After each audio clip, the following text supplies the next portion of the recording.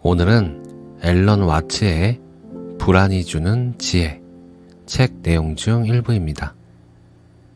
만약 어떤 사람이 2주 이내에 외과 수술을 받아야 한다고 하자.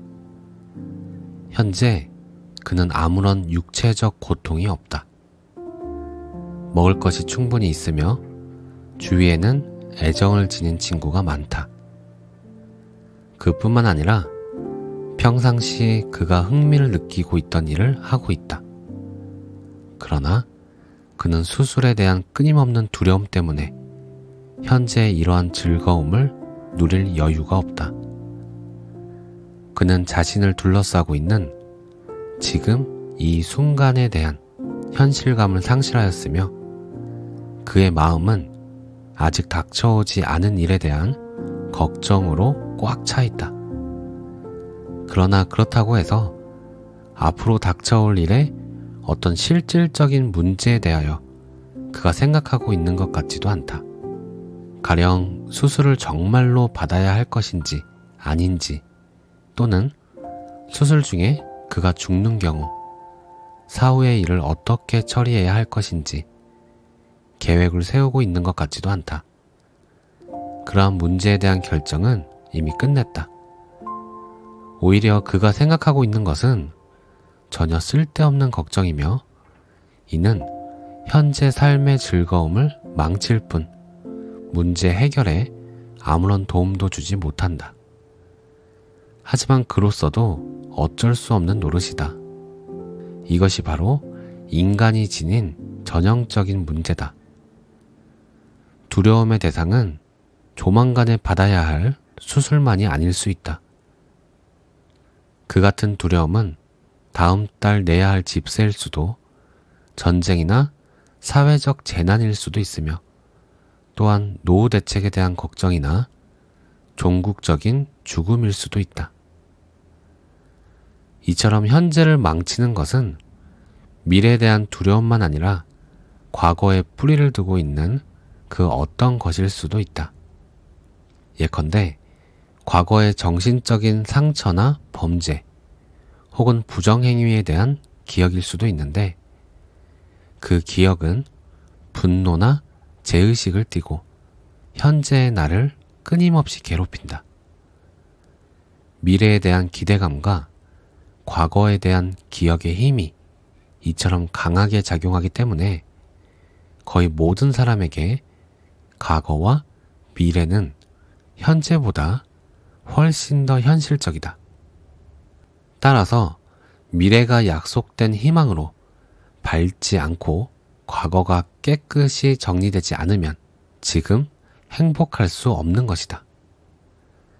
기억하고 예측하는 능력, 즉 혼란스럽고 불연속적인 순간순간을 잘 정리하여 어떤 일관성을 이끌어낼 수 있는 기억과 예측의 능력은 인간 감각의 놀라운 발전이라 할 수 있다. 어떤 면에서 그것은 인간 두뇌의 업적이며 이로 인하여 인간은 삶에 적응하고 살아남을 수 있는 특별한 능력을 지니게 되었다.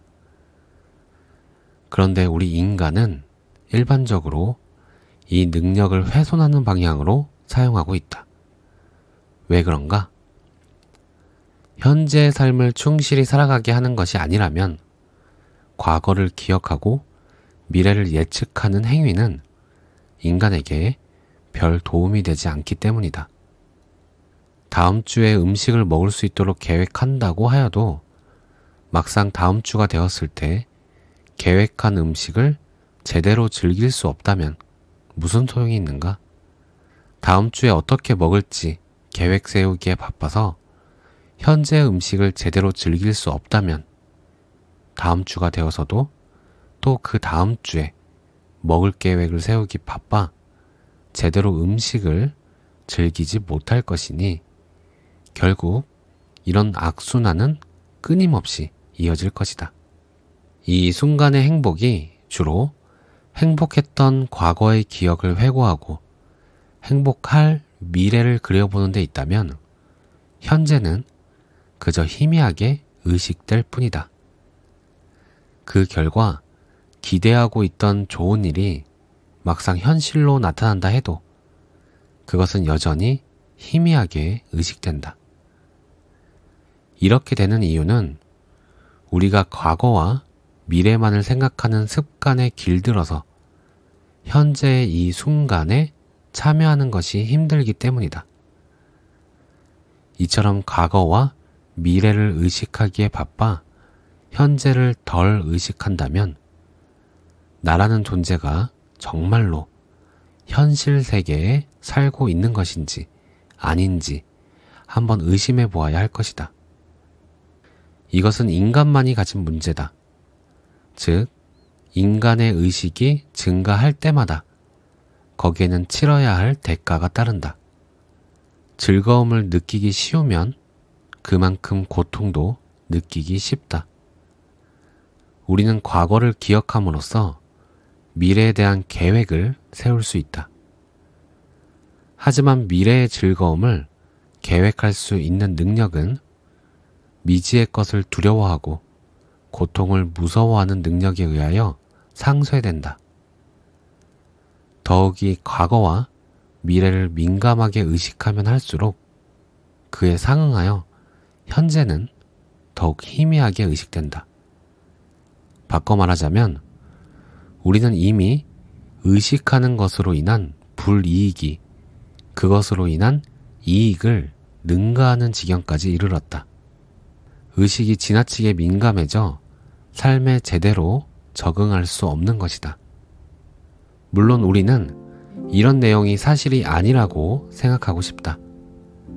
그러나 이를 부정하고 반대 방향으로 열심히 추론해봐야 그것은 단지 그렇게 됐으면 하고 바라는 희망사항일 뿐이다. 그러므로 야전 인수격의 추론만으로는 충분치 못하며 좀 더 깊은 사고력을 발휘해 보아야 한다. 즉, 우리는 내부에서 인식되는 인간의 본성과 삶을 깊이 고찰해야 하며 본성이 정말로 그 자체와 갈등하는지 또는 안정적이고 고통 없는 상태를 본성이 정말로 원하고 있는지 아닌지 깊이 살펴보아야 할 것이다. 오늘 내용은 여기까지입니다. 누가 봐도 행복할 만큼 모든 것이 갖춰지더라도 그 행복을 유지하기 위해 우리는 또 내일을 걱정합니다. 내일 걱정 때문에 현재를 즐기지 못합니다. 이것이 계속 반복되면서 현재와 우리의 의식은 점점 멀어집니다. 책에서는 그렇게 현재와 멀어진 우리는 과연 현실 세계에 살고 있냐고 묻습니다. 과거나 미래가 현실이냐고 묻습니다. 현실에서 벗어나 안정적이고 고통 없는 상태를 찾는 것이 정말 우리의 본성이냐고 묻습니다. 어떻게 생각하세요? 오늘도 감사합니다. 사랑합니다.